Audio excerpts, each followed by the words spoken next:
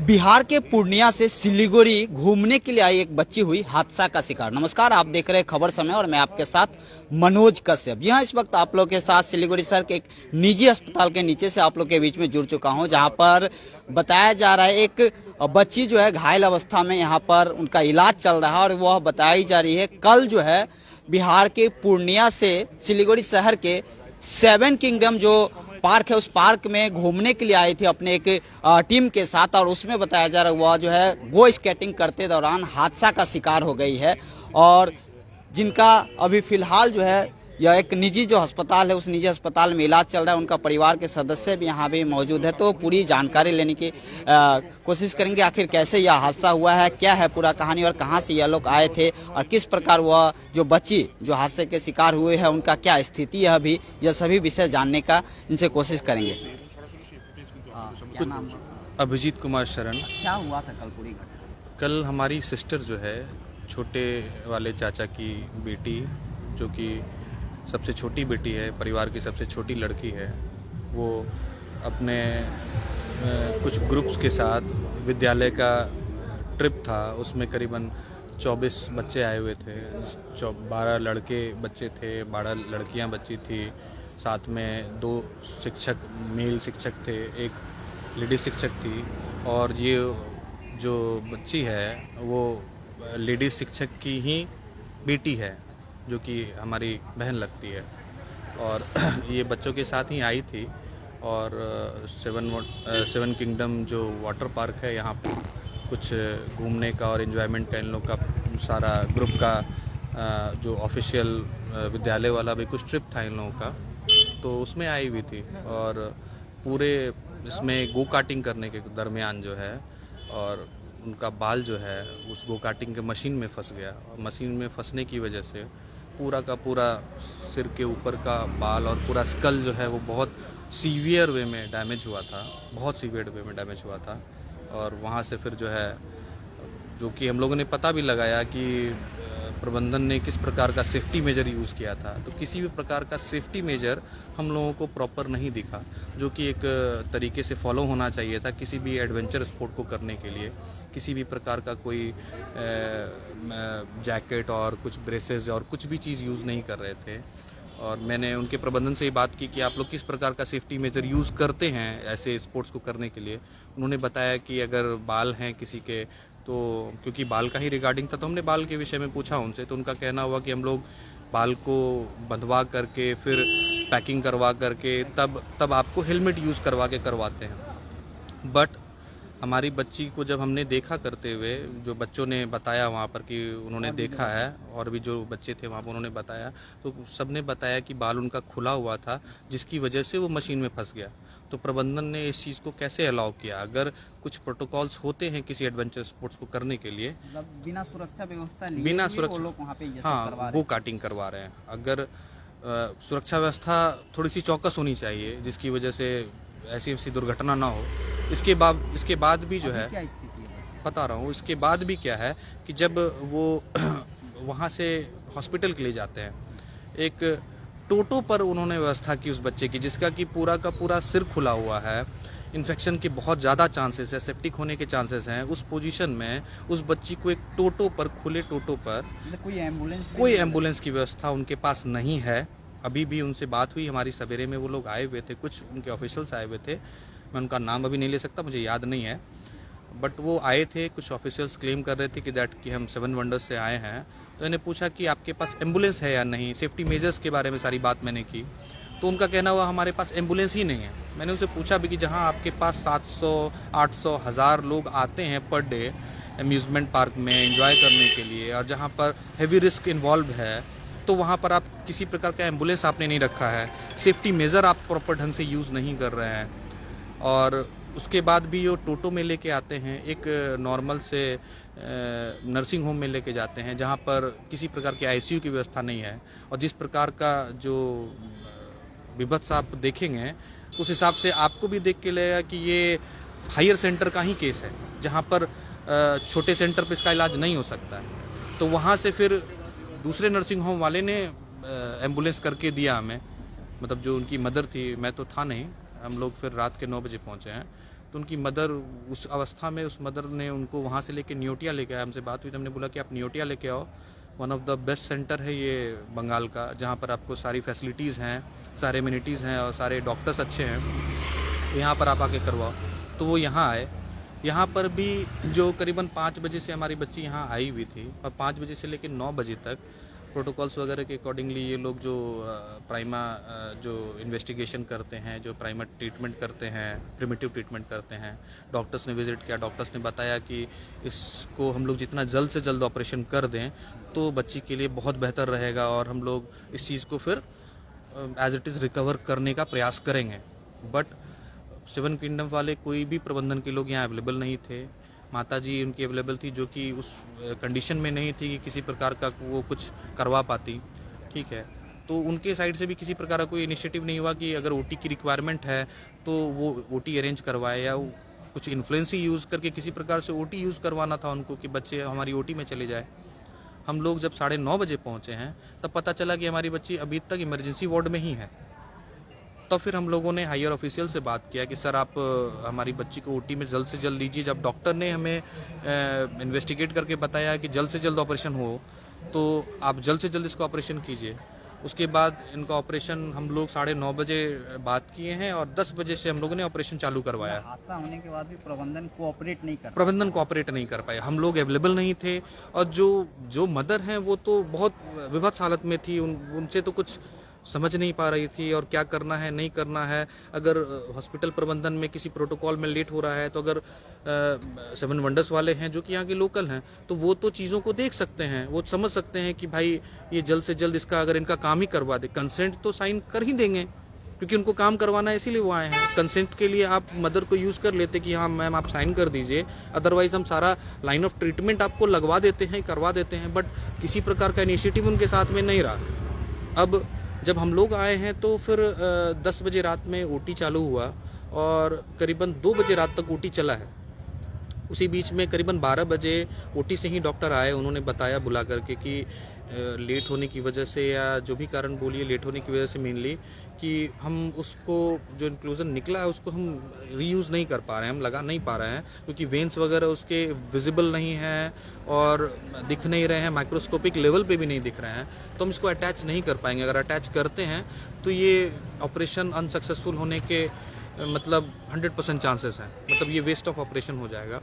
तो फिर उन्होंने सेकेंड लाइन ऑफ ट्रीटमेंट जो बताया, जो कि best second line of treatment था कि हम थाई से स्किन को लेकर के ग्राफ्ट करते हैं उस जगह पर, जो कि बच्चे को हेल्थ को लेकर के फिर आगे कोई इश्यूज़ नहीं होंगे इसमें।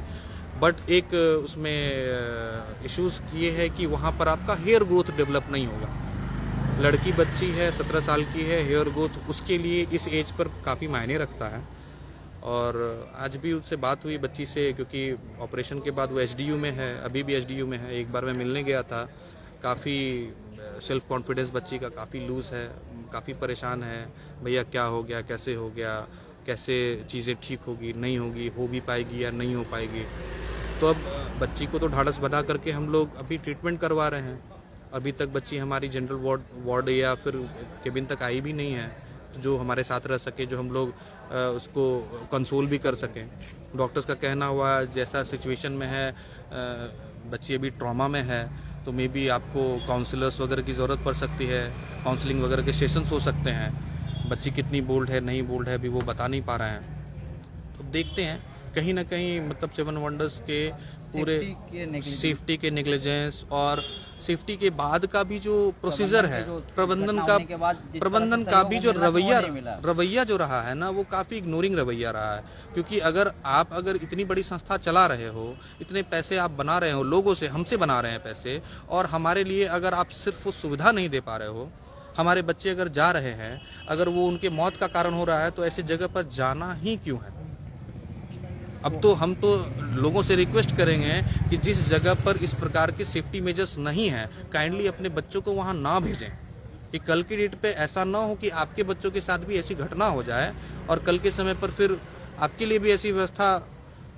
आज साथ आया, प्रबंधन के साथ दे रहे हैं। आज प्रबंधन आज आए थे, उनका कहना था कि हम सिर्फ आए हैं सर, आपसे मिलने के लिए खड़े हैं, तो आपके आने होने से क्या फ़र्क पड़ता, आप आज हमसे मिल रहे हैं। आज कोई बड़ा दुर्घटना हो जाता तो आप हमसे मिलने भी नहीं आते। तो नहीं सर, सही है, आप इसको सही लेकर बोल जो रहे ये हैं। घटना हुई उसके बाद क्या आप लोग प्रशासन से अवगत कराएं? प्रशासन से यहाँ अभी अवगत सर, हम लोग तो अभी हॉस्पिटल में ही फंसे हुए हैं। बच्ची हमारी हॉस्पिटल में है, कभी भी डॉक्टर्स बुला लेते हैं, अपडेट्स देना होता है, नर्सेज हैं, हम लोग 2 लोग हैं, 2-3 लोग हैं, तो सब लोगों को एक साथ देखना पड़ता है सारी चीज़ों को। अब हम अभी बच्चे को पहले देख लें, उसके बाद प्रशासन को इन्फॉर्मेशन करेंगे, क्योंकि अभी हम सब कुछ छोड़ के प्रशासन के पीछे भागें तो क्या फ़ायदा। अगर बच्ची को हमारी कुछ परेशानी हो जाए, उससे पहले तो हम बच्ची को पहले देखें, पहले ट्रीटमेंट जरूरी है। प्रशासन से फिर हम बाद में सारी चीज़ों को अवगत कराएंगे कि क्या क्या लैक ऑफ इश्यूज़ रहा है, प्रबंधन का क्या क्या इश्यूज़ रहे हैं, उसको लेकर के हम प्रशासन को भी अवगत कराएंगे और प्रयास करेंगे कि प्रशासन इसमें कोई सख्त रोल जो है उनको दिशा निर्देश भी दे। और इस तरह से जो चल रहा है बिना, आपने जैसे कहा कि बिना सेफ्टी मेजर्स की जो चीज़ें चल रही है, ना चले, किसी और के साथ भी ऐसा किसी और के साथ ऐसी घटना ना हो। मुझे आप ही पत्रकारों के द्वारा ही पता चला कि पिछले साल भी, या पिछले साल या इसी साल एक और ऐसी दुर्घटना हुई है वहाँ पर, जिसमें कि एक बच्ची मर गई है।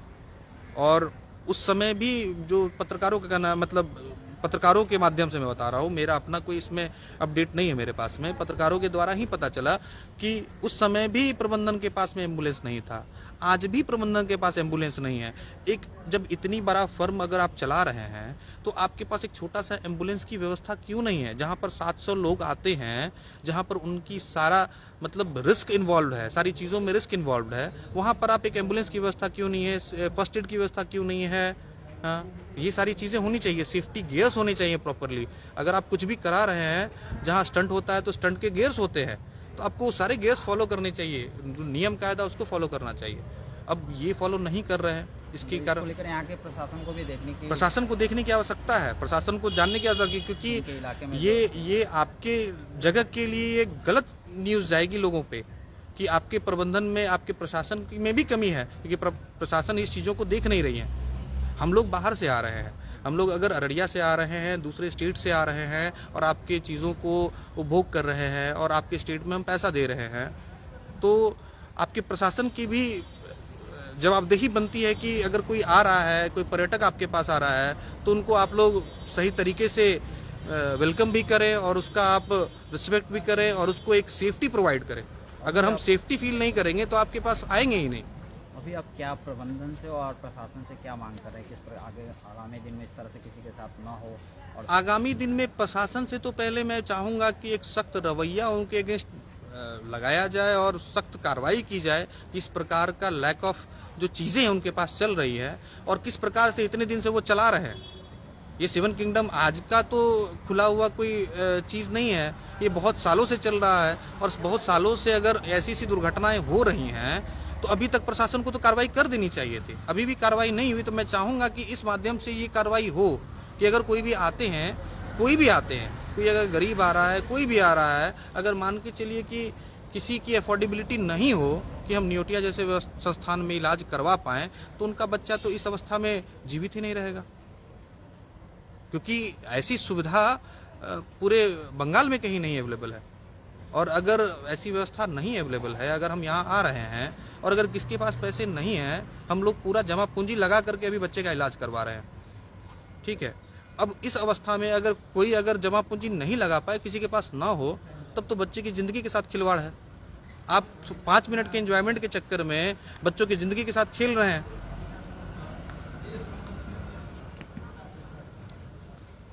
सर कौन सा पार्क में बोल रहे हैं आप? कौन सा पार्क में गया हुआ था? 7 किंगडम। आपका नाम? अभिजीत कुमार शरण। मेरी सिस्टर है वो, मेरे चाचा जी की सबसे छोटी बेटी है, मेरे पूरे परिवार की सबसे छोटी बेटी है वो, हम लोग की सबसे प्यारी है। तो आप जो व्यवस्था इसको लेकर आप लोग शिकायत तो सर आपको बताए ही कि अभी तक तो हम लोग हॉस्पिटल में ही व्यस्त हैं। पहले पेशेंट को देख लें, पेशेंट हमारी रिकवर हो जाए, जब हमको लगेगा कि अब हम यहाँ से आधे घंटे भी छोड़ के कहीं जा सकते हैं। अगर हम अभी जाएं, कुछ अगर कोई इशू है, मेरे अगेंस्ट में तो कोई खड़ा नहीं है सर यहाँ ना। अगर किसी चीज़ की आवश्यकता पड़ जाए, किसी चीज़ की आवश्यकता पड़ जाए तो पेशेंट को तो वो चीज़ तो मुझे ही पूरा करके देना है, चाहे वो अकाउंट्स की बिल हो या फिर आपको कोई भी मेडिसिन का रिक्वायरमेंट, कुछ भी चीज़ें हो, अगर ब्लड की भी रिक्वायरमेंट है तो वो सब मुझे ही पूरा करना है। अगर कोई भी दिक्कत होती है, आज भी ब्लड चल रहा है हमारी बच्ची को, तो वो सब चीज़ की रिक्वायरमेंट देखनी है ना सर। अगर अभी हम कहीं प्रशासन के पीछे जाएं तो आप सब जानते हैं कि प्रशासन में जाएंगे समय लगता है, चीज़ें हैं, प्रोसेस है, प्रोटोकॉल्स है, वो मुझे बुलाएंगी, 10 बार बैठाएंगी, 10 बार पूछेंगी। तो अभी मैं बच्चे को देखूं या फिर प्रशासन के पास जाऊं? तो देखिए यह तस्वीरें आप सभी को जो है सिलीगुड़ी के निर्जी नर्सिंग होम न्यूटिया गेटवेल के नीचे से दिखा रहा हूँ, जहाँ पे वो बच्ची के परिवार के सदस्य यहाँ पर मौजूद है और उस बच्ची का जो है यहाँ पर ट्रीटमेंट चल रहा है, इलाज चल रहा है। और उनका कहना है कि जो यह घटना घटित हुई है, बच्ची के साथ जो दुर्घटना हुई है, यह इसमें पूरी तरह से जो है वहाँ के लापरवाही के कारण हुई है। वहाँ पे किसी तरह से जो सेफ्टी मेजर जो होनी चाहिए उस गो कटिंग के लिए वो वहाँ पर व्यवस्थित नहीं थी और जिस कारण से यह बच्ची जो है हादसा का शिकार हुई। अभी फिलहाल जो है उसके इलाज चल रहा है इसमें, और उन्होंने कहा कि इलाज के बाद पहले उनका जो प्राथमिकता है बच्ची को ठीक कराना, पहले बच्ची को ठीक कराना भी चाहिए।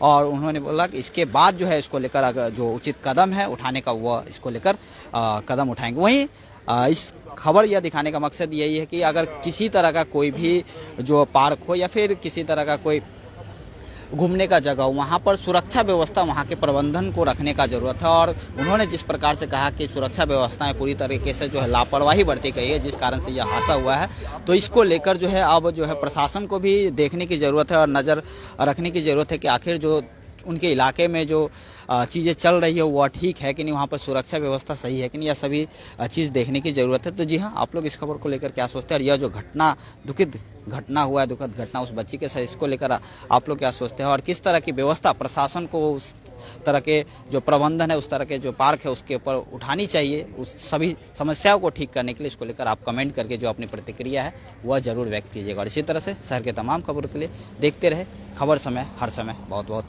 धन्यवाद।